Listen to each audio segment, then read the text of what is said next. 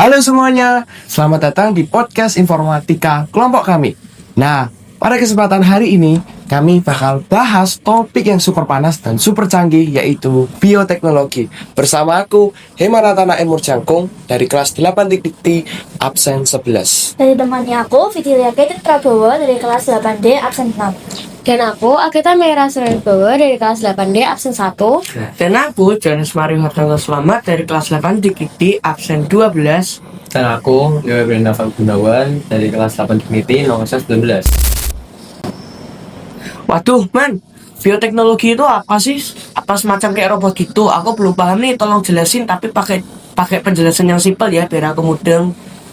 Nah, ini nih yang salah kaprah.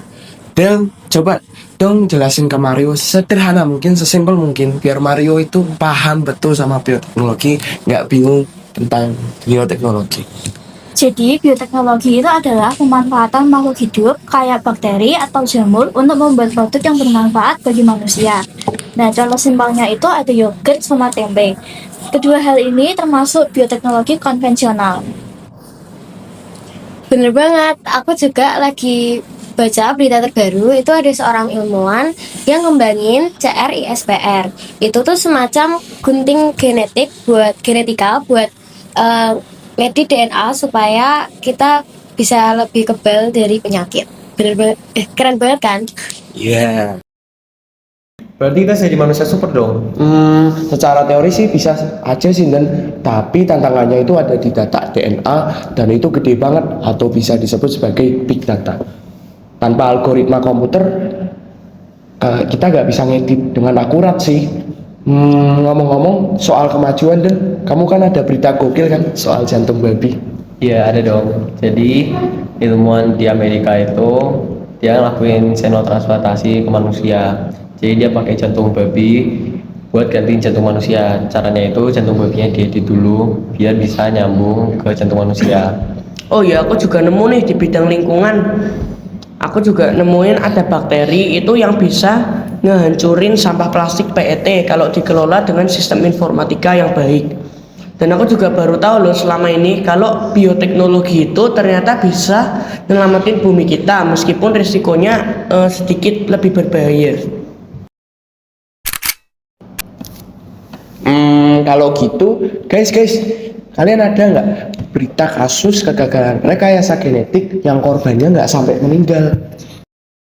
Kalau itu ada namanya kasus bayi desainer CRISPR, yaitu Lala dan Nana yang berasal dari Tiongkok pada tahun 2018. Pada saat itu ada seorang ilmuwan yang bernama He Jiankui mengedit gen embrio bayi kembar agar kebal dari virus HIV dengan memodifikasi gen CCR5.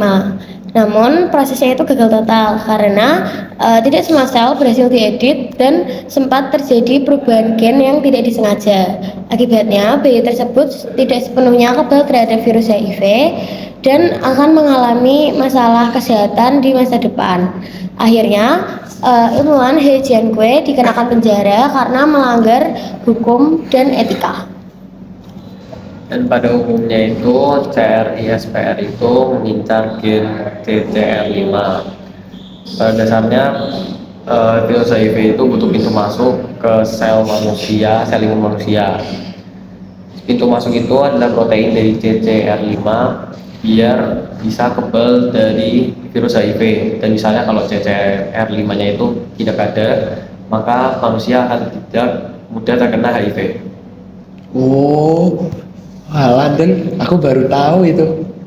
Sekarang aku mau nanya pendapat kalian nih, kira-kira dari sudut pandang etika, kita boleh nggak sih melakukan rekayasa genetika karena subjeknya itu sendiri adalah manusia? Kalau dari aku sih boleh-boleh aja karena kan setiap orang tua kan juga pengen anaknya kan nggak sakit ya, dia pengen hidup anaknya tuh sehat-sehat aja. Kalau aku kurang setuju, karena harusnya rekayasa genetik itu jadi pilihan kedua. Soalnya selain rekayasa genetik kan kita juga punya solusi yang lebih aman, seperti pola hidup yang sehat dan pengobatan medis. Nah, aku setuju sama Mario. Selain buat kesehatan, juga bisa buat bahan pangan sebagai solusi. Kalau misalnya perubahan iklim, kita bisa makan yang sudah dibuatkan oleh para ilmuwan. Tapi gimana kalau tanaman rekayasa genetika itu justru menimbulkan alergi atau virus baru bagi manusia? Karena dalam prosesnya itu ilmuwan biasanya menggunakan gen penanda. Nah, gen penanda ini membuat tubuh kita jadi kebal terhadap antibiotik. Jadi, waktu kita sakit, kita nggak bisa pakai obat-obatan karena obat-obatan itu nggak mempan buat tubuh kita.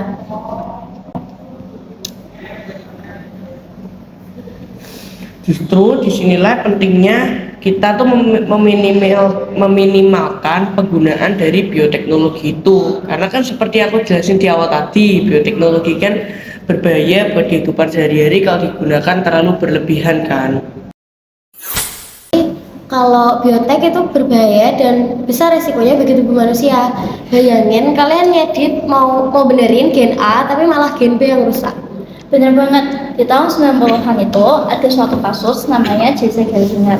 Dia ini mengidap OTC defisiensi, di mana tubuhnya itu nggak bisa ngeluarin amonia, yaitu zat beracun dari dalam tubuhnya. Tapi Jesse ini mengidap OTC versi ringannya, jadi dia masih bisa bertahan sampai remaja. Waktu remaja, dia memutuskan untuk mengikuti uji coba terapi gen untuk menyembuhkan penyakitnya. Ya, ilmuwan ini menggunakan virus flu yang sudah dijinakkan dan disisipi gen sehat untuk memperbaiki fungsi hatinya. Namun bukannya sembuh, dia malah terkena badai sitokin hebat di mana terjadi peradangan di seluruh tubuhnya dan terjadi pembekuan darah di mana-mana dan yang akhirnya mematikan paru otaknya. Waduh, terus itu kelanjutannya gimana tuh? Mario, mau tahu nggak? Jadi ilmuwan itu jadi tahu kalau ngasih dosis yang tinggi itu tubuhnya Jesse itu bakal nolak mentah-mentah. Makanya ilmuwan itu sekarang tuh makin hati-hati. Betul Mario, aku setuju dengan pendapatmu. BTW guys, dari podcast ini aku juga punya kesimpulan kalau bioteknologi itu punya banyak manfaat, bisa digunakan sebagai pengobatan dan juga menjadi solusi masalah makanan di dunia. Tapi di sisi lainnya ada juga risiko dan masalah etika, apalagi sudah berhubungan dengan sama manusia. Jadi bioteknologi itu nggak bisa dibilang baik atau buruk, tapi yang penting bagaimana kita memakainya dengan bijak, hati-hati, dan tetap pikirin dampaknya ke depan. Sesuai di ayat Alkitab, Amsal ayat 2, ayat 2-6. Karena Tuhanlah yang memberikan hikmat, dari mulutnya timbullah dan datang kepintaran dan kepandaian. Jadi dari kita harus menggunakan bioteknologi itu dengan bijaksana dan tanggung jawab. Nah, teknologi sebaik ini jadi jangan salah digunakan. Lebih baik digunakannya dengan baik dan benar. Oke, sekian podcast dari kami. Mohon maaf bila ada kesalahan. Semoga dapat insight baru. Dadah!